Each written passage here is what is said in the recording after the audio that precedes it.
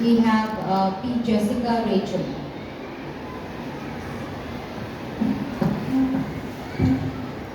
Social media is not a replacement for real peers. Rather, it helps us to find many peers who would actually help us in our lives. It helps us to connect with them.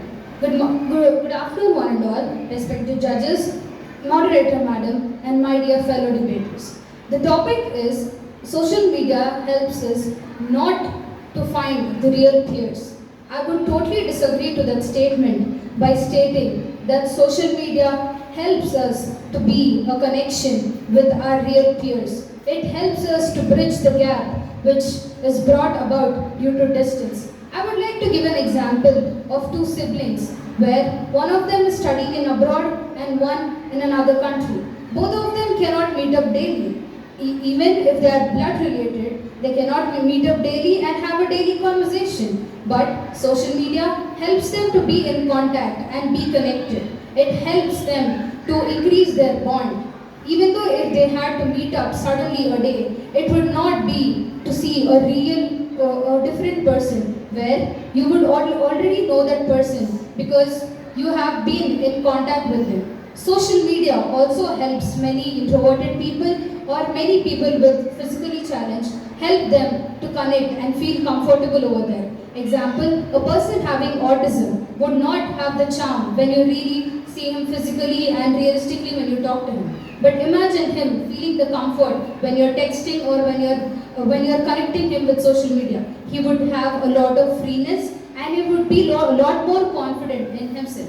I would also like to give you an example of our parents and many of our grandparents who are still in contact with their 10th grade friends or their office mates, which is going to increase their connection and their bond. Isn't it through social media that our connections keep on increasing and our bonds keep on increasing? Everyone here are talking about finding new people, strangers, but here it is the real peers. Real peers, we do get far away from our real peers because it might be because of our career or the other opportunities which we get. But social media helps us to stay connected with our real peers in our life.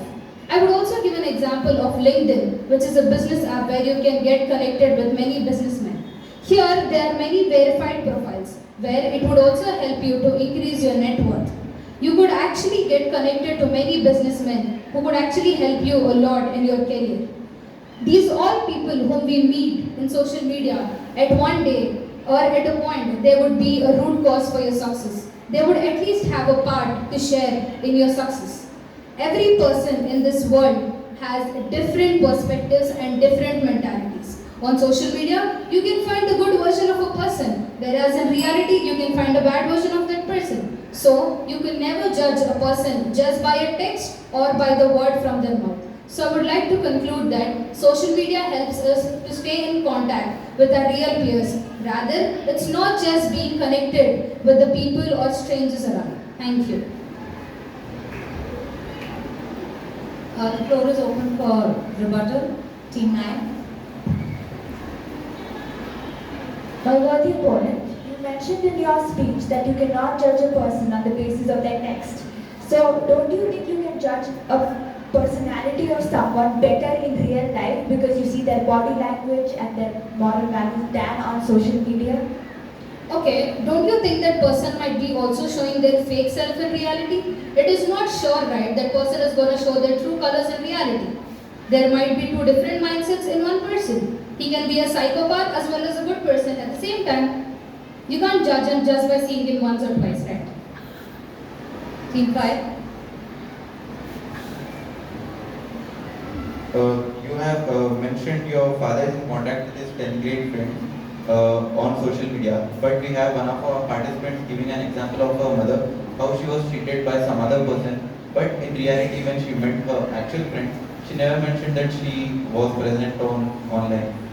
Okay. Even I had a rebuttal for that. That how did a mother meet up when she had no contact with her? Don't you think that is something strange?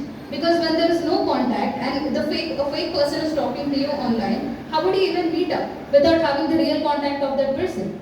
So obviously you could understand that that person is fake when you really can't communicate with that person, or when you call him or when you call her or him to meet up. Team 7. Bodhiyabun, you've shown us with your examples that social media can help keep in touch with family, keep contact with them, quote unquote. Can you prove how this implies that social media gives us the scope to have real peers online? Okay. See, I connected my speech to the point that real peers are the people who are around you. See, I'll tell you the meaning of peers. Peers are nothing, the real peers are nothing but the people who you need and who are at the point when you need them, who are with you at your need. And when you really need, like when you really need a person at the peak moment of your life, your real peer will obviously be there at your side.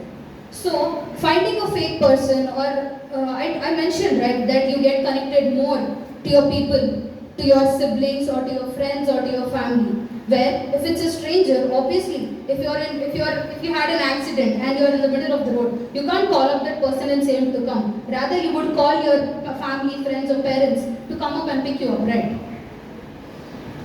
Thank you, Jessica.